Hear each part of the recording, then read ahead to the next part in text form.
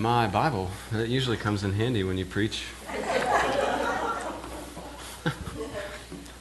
Here's another one. What did I? Yeah, thank you.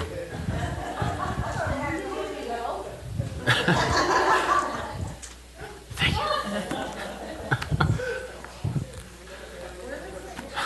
you. So as you can see, we'll be in Ephesians 5.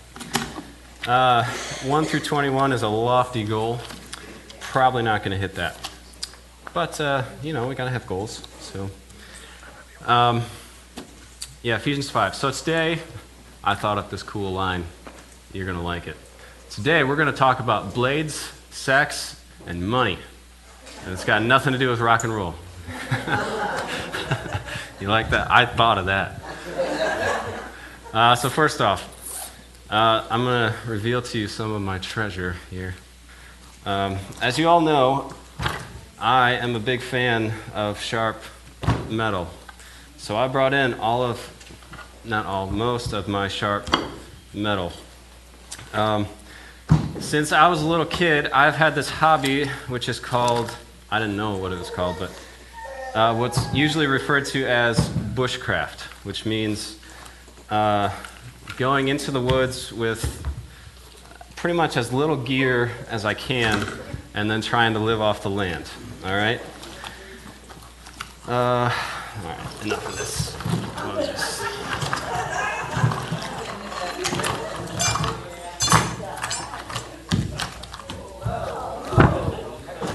Yeah, all right. If I can find it in all this pile. All right, so bushcraft is all about, let's see, if you're, that's an exposed one. In the 1900s to 1930-ish, in the States, it was called woodcraft. If you're from Europe, you call it bushcraft. It's all about, like I said, going into the woods with as simple equipment as possible. Right? So give me a knife on my hip, maybe a lighter or a sparky rod in my pocket, and then throw a canteen, and you just go and you let the land provide for you. Right? I love that. I'm terrible at it, but I love it. Right? It's a hobby. So if you actually throw me in the land, I'll last about 2 or 3 days, and then I'll go nutty. Right? So I'm looking for one in particular here amidst the pile. The thing is, where did it go? Anyway, all right, I'll just use this one. Right, yeah. Yeah. So as you can see, I've got a plethora of metal up here. The first thing you need to do is amputate its legs so it doesn't run off. Yeah. When I was 13, I already had everything I need. I had all the tools a bushcrafter needs, all right? It wasn't this hatchet, but it was a very similar hatchet like this. For the Michigan woods, this is the perfect tool to throw on your belt. The one I had, I saved up $40 and went down to my local hardware store. It's like the S-Twing hatchet. It's got the leather sheath, the leather-wrapped handle. They still sell them at Home Depot. I love that thing. Unfortunately, it's in a tree in Kentucky. I forgot it. And then I had a pocket knife, not this one, but it was a gift from my friends as a Christmas gift. All right, so for the Michigan woods, the eastern woodlands where we live, these are the tools that you need. All right, you can get by with these. Maybe let's say you throw a saw in the mix. All right, but that's everything I need. However, you see there is more up here than that, right? So what has happened, right? Many of these blades, I've made probably 4 or 5 of them myself. Many of these blades are up here because I just kind of appreciate the artistry, the craftsmanship that went into them. Some of them are gifts. Most of them I've purchased. So if we were to add this up, you're looking, there's 25, there's 60, there's about 120, there's another 50. Right. So between and I only brought the blades. If you were to go into my shed, you would find I've got at least half a dozen backpacks. You only need one for your back. I've got I mean, I've got, like probably the 40-gallon or so, like Rubbermaid totes. I've got at least 3 of those stacked high full of stuff. Now, all of these blades, I don't have any blades that are the same. The exception is I have 2 of these. One is Nicole's, one is mine. These are pretty cool because these are our canoe knives. So if we dump the canoe, you at least got this on your belt. And it's a stainless steel blade. Most of mine are not, but it's got this little sparky thing, like in the handle. See that? Yeah, that's pretty cool. Yeah, that takes a lot of skill to figure out how to use that, by the way. Yeah. My whole point in bringing this stuff up here is bushcraft or woodcraft or minimalist camping is all about is all about simplicity, right? What is the simplest kit I can possibly have to survive and let the land produce the rest? And yet, my sample is just a sample of the larger, what has happened to the bushcraft community is that if you go on YouTube, there are people who make they make a living off of buying knives, doing a quick review, posting a video, and then posting it to YouTube. And people like me just eat it up, right? So what has happened in a hobby, or if you're a primitive person, you call it life, right? And what a hobby that is all about simple, in my greed, I have made it seriously overcomplicated, right? So I'm not saying necessarily that like I'm in sin because I own all this stuff, right? But I'm just trying to show that in my desire to take these 2 tools, which work perfectly fine, right? This is $30 at Meijer. It's a great hatchet. This is another $30, right? So $60, got everything I need. I can get it from Walmart. But in my greed for more, right? I need bigger, I need better, right? I need faster, I need more efficient so that when I go out into the woods, I can produce more, right? So it's just this drive I need more efficient so I can cut quicker to produce a shelter faster and a bigger shelter better, or a bigger fire quicker, right? It's all about bigger, better, faster, stronger, right? And when the whole tradition is about simple, right? So what I've done is I've taken the whole time, bigger, better, faster, stronger, I never even considered whether that was in fact good. Right? It never even occurred to me, right? All I've seen is, all right, these 2 tools, they work, but they've got limits, right? So I'm trying to take these simple, right? There's limits to them, and I'm just trying to burst and constantly punch through the limits to get to the next bigger, better tool, right? All the while, I'm sort of corrupting the simplicity of the hobby which I so hold dear, right? So that's one example. And even though I know that I'm doing that, I still can't stop. Like, for example, so these are 3 knives that I've made here, if I can get them out. Right, so I've got, this is probably a 5-6 inch blade, this one's 4.5, and that's about 3 inches, right? In my mind, I believe that if I can make a blade between this one and this one, like at that 4-inch length, then I will finally be done with my search and I'll finally be content. It's total baloney, but I think it's true, right? My gut, my emotions tell me if I can just get that blade, and like I've got it drawn out, I've got it planned out in my head, how I'm going to make it, when in fact, I mean, it's a myth, right? Every one of these knives I bought thinking this will be the last one. Finally I'll be content, finally I'll be set, right? This is and yet I just keep accumulating more, right? I've got this insatiable desire for more, right? And this is only my hobby. Imagine what my bank account would actually look like, right? If I were to print out my bank account statement. If this is what my greed looks like in my hobby, imagine how it plays out in my actual life. What does that have to do with the Bible or anything we're going to talk about? Or, like I said, we're going to talk about metal and sex and not rock. What? Right? So why don't we read the text, and then I'll explain it. Ephesians 5, going to pick it up at verse 1. Be imitators of God, therefore, as dearly loved children, and live a life of love, just as Christ loved us and gave himself for us as a fragrant offering and a sacrifice to God. But among you, this is from like 3, I think it's to about 3 to 20, Paul's going to talk about sex. But among you, there must not even be a hint of sexual immorality or of any kind of impurity, and hear this last word, or of greed. Right? Or because these are improper for God's holy people. Nor should there be obscenity, foolish talk, coarse joking. These are probably referring to just cheesy, cheap sex jokes, which are demeaning and degrading, which are out of place, but instead replace them with thanksgiving.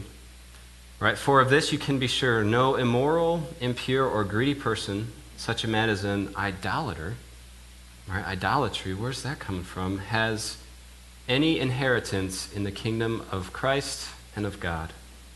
Let no one deceive you with empty words, for because of such things God's wrath comes on those who are disobedient. Therefore, do not be partners with them. Now, what is confusing to me about this text, if we can go back one slide, is it should be verse 3. Yeah, where's verse 3? All right, verse 3. But among you there must not even be a hint of sexual immorality or any kind of impurity. All right, I see how those are connected. Or of greed, because these are improper for God's holy people. What does an economic term have to do with a sex term? Like, why, Paul, what are you doing? Like, why are you connecting those two? And so I've read this passage, I don't know, hundreds of times, right? Well, probably not 100, but tens at least. And then I've just glazed over it, like, okay, yeah, don't have sexual immorality, impurity, or greed, blah, blah, and never stopped to think why he put those two next to each other. So this week, I was reading a book actually on Colossians. If you're not familiar, Colossians and Ephesians, they're by the same author, Paul, probably, and they're remarkably similar. There's quite a bit of overlap. And so I happened to be reading, just for personal enjoyment, a book on Colossians, which talked about the parallel Colossian passage to the one we're looking at here in Ephesians. And they sort of brought this question to my mind and then answered it. And it was genius. I don't like their answer, but I thought it was genius. So what I thought I'd do is just kind of work through their discussion of this. To give you an idea, it's about 2 pages. And I don't know if y'all can see, if your eyes are good enough. I highlighted every single line, which makes it totally pointless, but I was just, that's so good. Oh, that's so good. So yeah, we're going to read through this. It certainly revealed my brokenness. I hope it will reveal, or at least give us a little bit of a new perspective to see what does greed and sexual idolatry have together. I just think it's genius. So it's a bit wordy, so just do your best to pay attention, and I'll stop periodically and try and explain as we go, all right? It says, this is a very interesting list that Paul composes. Again, referring to the Colossian passage, but very similar to ours. While he is concerned primarily with promiscuous, self-gratifying expressions of sexuality outside of trothful, as in betrothed, trothful commitment, the distortion of personal character that such practice entails, uncontrollable and insatiable sexual appetite, and a desire directed only to self-gratification, he most evocatively concludes this whole list with greed, or covetousness, which he is quick to identify with idolatry. So that same tension I brought up. Sexual sin, greed, and idolatry, what is the relation among these? Why end a list of sexual sins with an economic sin? Because sexual sin is fundamentally a matter of covetousness and insatiable self-gratifying greed that has the control and consumption of the other person as its ultimate desire. Sexual sin is not sin because it is sexual, but because it is invariably covetous.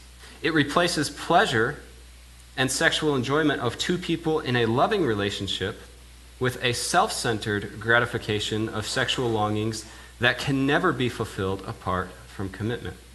Such sin breaks the back of trust that is at the heart of community, and it is a community that Paul is striving for here, right?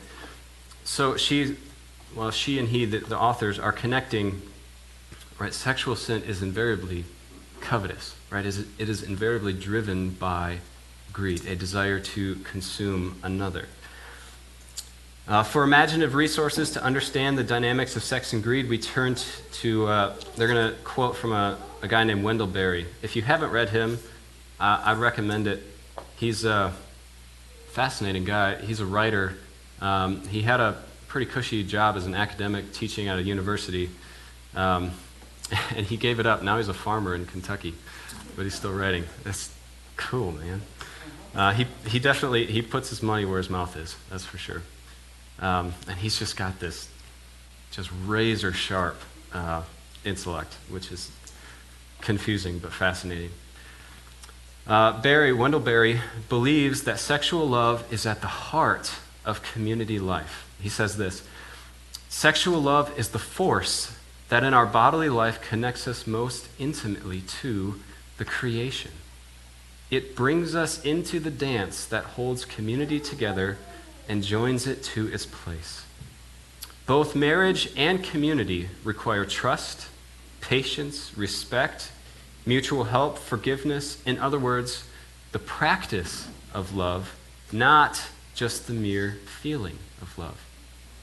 This practice is rooted in respect of the other, mutuality, self-sacrifice, and responsibility for the consequences of sexual love. All right. Now he's going to contrast. In stark contrast to this vision of sexuality, right, which is the Christian biblical vision, right, he's going to describe something that he calls industrial sexuality, right? Industrial sexuality. Give you a cognate for that, right? This is simple. This is like true bushcraft. This is industrial bushcraft, right?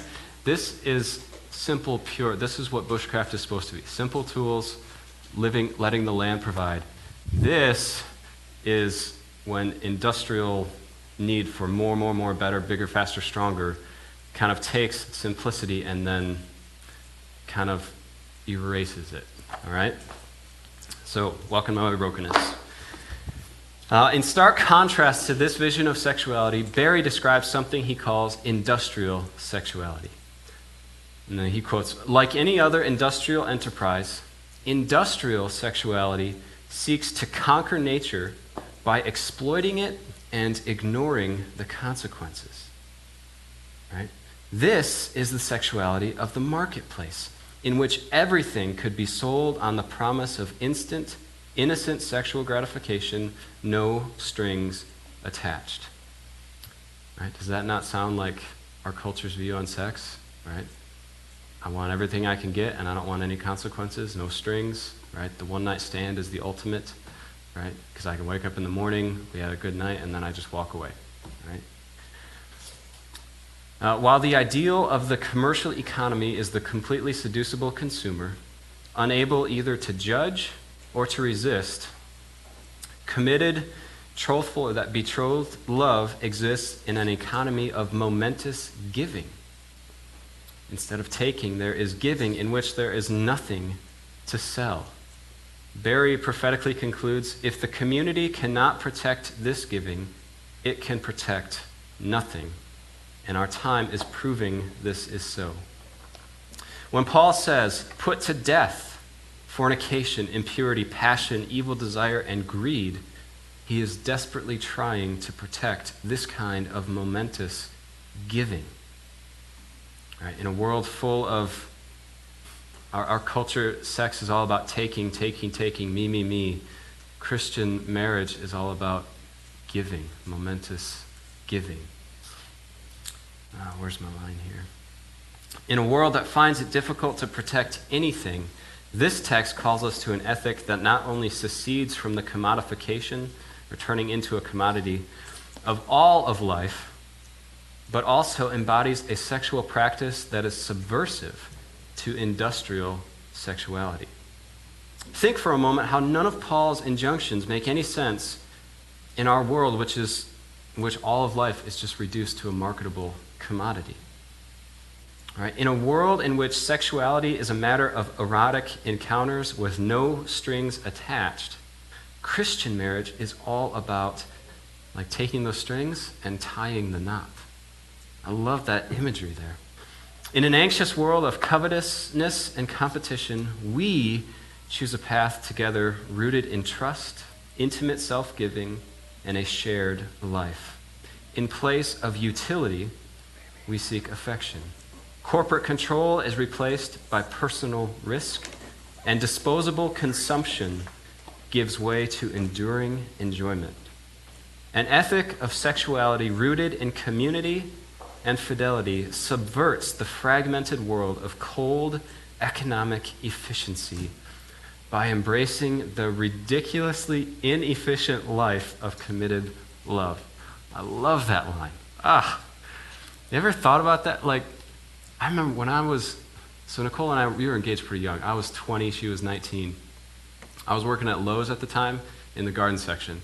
And so I was a loader, so if you came in and bought like 700 bricks, I had to load them into your truck. Thanks a lot. But, right, so as I'm loading all of your bricks, you just get into a conversation with people like, hey, how you doing? What's going on? And, yeah, I'm engaged, getting married this summer, whatever, right? I don't know how many people told me, like, it was always guys, like, don't do it. Like, bro, don't do it. And it's just like, why? What are you talking? It was like, don't do it, bro. Right? Because it's like ridiculously inefficient, right? It requires you to sacrifice yourself. Me, I just found Jesus. I was all about, like, I was reading books that told me marriage, the beauty of marriage is that it forces you to be selfless, and it'll drive you nuts, but it's a wonderful thing. And so it didn't make any sense to me, but like, in a world of cold economic efficiency, right, Christian marriage is this ridiculously inefficient life of committed love. Lovers held together in public vows of covenantal commitment have no interest in accumulating a multiplicity of intimate relationships, right? Because they believe that their relationship, their love, is enough. And hear this next line, and there is no word more offensive to a culture driven by unlimited economic growth than the word enough, right? When it's fun. So I'm preaching today. I'm preparing the sermon all week, and Thursday night, I'm like, hey, Nicole, can I buy another knife? and she's gracious now, so she doesn't just, she used to be like, don't you have enough, right? Clearly I do. But I would always be like, no, and you get all defensive, and right, because, no, I want more because I'm greedy. Like, no, more is better, clearly. It's just like in our culture, someone tells you, no, you got enough. You're like, oh, don't you dare tell me that. Right? But Christian love says, no, one partner, that's enough, right? Giving my life to another person, that's enough, right? I don't have to accumulate, like everything else in life, where our culture is just driven by more, better, right? Christian love says, no, I got enough. No, one is enough. And in fact, if I chase after more, I'll just destroy whatever I had. Late modernity and its so-called sexual liberation has given us little more than a sexual atmosphere of predation and recrimination. Oh, I think about that. maybe some of you who live far longer than I have, maybe you can remember a time that's different from this, but in our culture, like, men and women we just have to always be wary of each other. Like, for example, if I was in my office and say I had a female assistant, right? That first meeting, there would be this, I'm going to be alone in this building with a guy. Am I going to be safe? Right, is this okay? And then even then, we would have to I'd have to throw a security camera in my office or right? We'd have to build in something because there would always be the fear that she's going to falsely incriminate me. Right? When ladies walk down the street, there's always this fear like, I just feel like I'm bait and I got all these guys gawking at me. Right? And we even sing like this idea of the sexual atmosphere that our culture has given us is characterized by predation. I don't know if some of you know the song, right? There's a song out on the radio right now. It's by Adam Levine or Maroon 5. I don't know if he's still with them. The lyrics are, baby, I'm preying on you tonight, just like animals, uh-oh. Like, gonna hunt you down, eat you alive, just like animals. And our culture, we just like eat that up. Oh, what a great song. What? All right, we've turned our partners, our people, into just these commodities that we can consume to meet our own self-gratification. We live in a sexual wasteland that bears, isn't that fascinating, right? We live in a sexual wasteland. Is that how anyone would ever have thought to describe our culture? Right? It wasn't, the liberation movement all about freeing up our sexual abilities, and yet it's just bared the bitter fruit of violence, loneliness, betrayal, and broken hearts. Oh, you Christians, you're such prudes. Oh, only one partner for life? Are you kidding me? Right? But the ethic that Paul offers here promises the good fruit of love, mutuality, fidelity, and healing. John Francis Kavanaugh, he notes that in a culture which portrays life commitment as impossible and undesirable, right? That's what everyone was telling me when I was working at Lowe's and in Gate. It's impossible. You don't want that. No, don't. You're young, right? No. Play the field. Okay, whatever. Impossible and undesirable, men and women who enter into personal covenant by mature and free consent are taking a radical stance. And it is to such a radical stance that we believe this text directs us. We need to be clear. Here's where I think the cut comes in. We need to be clear that sexual practices are always of a piece. They're always related with broader socioeconomic and cultural practices. It is precisely an ideology of unlimited economic growth that engenders an insatiable sexual practice of unlimited partners. An ideology of unlimited economic growth that engenders an insatiable sexual practice of unlimited partners. This is why Paul connects sexual sin with greed. Right? Is it any wonder when everything in our culture screams, consume, consume, consume, more, more, more, bigger, better, faster, stronger? When that is the air we breathe, is it any wonder that that has found itself into the way that we do sex? Right? We live in a culture full of greed, right? What was that, the Wall Street movie with Charlie Sheen and was it Michael Douglas? Right, and there's that famous line, greed is good, right? They're stock market brokers, right? Greed is good, greed is good. No, it's not. It might be good for obtaining a lot of wealth, but is that actually good? In our culture, unrestrained economic greed of global market capitalism pimps sexual promiscuity along with its entertainment products, communication systems, automobiles, and running shoes.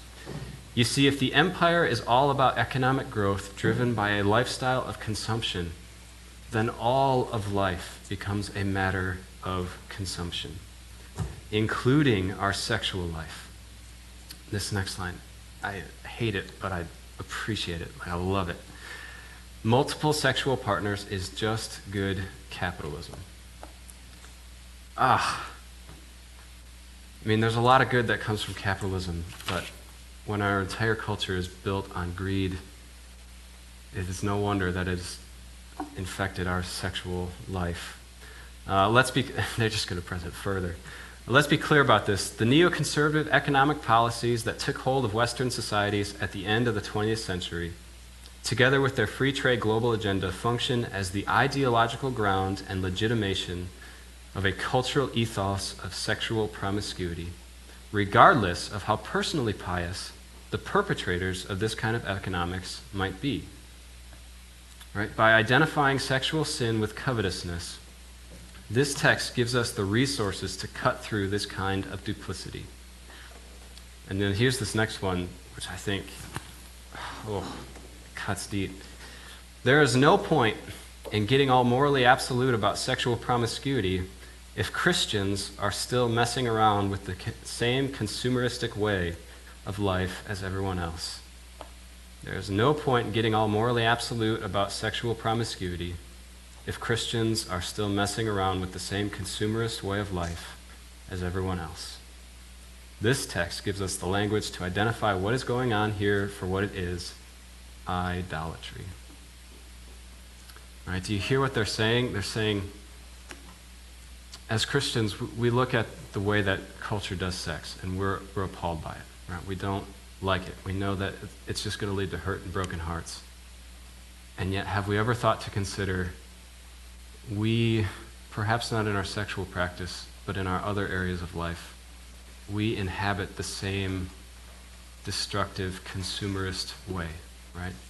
These authors are not arguing that capitalism is wrong, right? They're not arguing for socialism or anything like that. What they're saying is that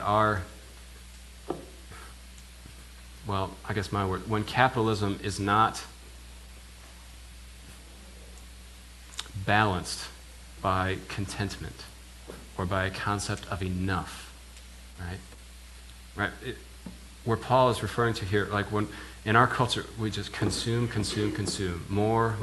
Look at my collection. I have enough, and I just go for more. And even though I know, I still want more and more. Right? It is no wonder that our sexual practice has followed the same. Right? What other areas of our life are being controlled by this greed for more, and never having enough, or enough? All right? Do you, perhaps not in our sexual practice, but what about just in the way that we treat people? Right? Do we view people as commodities? That, like, you're valuable to me only if you bring me something, only if you offer me something? Or do we treat them as genuine humans made in the image of God, right, who are valuable just because of who they are, right? So I just find their critique just scathing, and it cuts me and reveals, I would have, if you'd asked me, am I greedy, I'd have said, I don't think so. And they reveal my self-assessment was a bit lofty, right? We live in a culture driven by greed, and as a Western culture, we view people as commodities that can offer us something, right? What if we turned against that? What if we just, as a church, we just said, we're not going to be controlled by greed, and we're going to have a concept of, no, we have enough. I'm not saying I'm never going to, buy another knife, or I'm never going to buy anything new, or I'm just going to go uber simplistic. Don't go to the extreme here, right? But I don't know. If I were to pull up my bank statement and go through it, would I be able to say, yeah, I live differently? Like my bank account says, no, he lives on the principle that there's enough. right? That I don't constantly have to have more and bigger, better, faster, stronger, right? So maybe it's enough to just be content with what we have. In the same way that we as Christians believe that our wife or our husband is enough, what if we took that and we expanded that to the rest of our life? And we just kind of subtly resisted this cultural impulse to always have more, bigger, better, faster, more. And what if we said, no, I've got enough. I've got enough. Would you pray with me? Jesus, I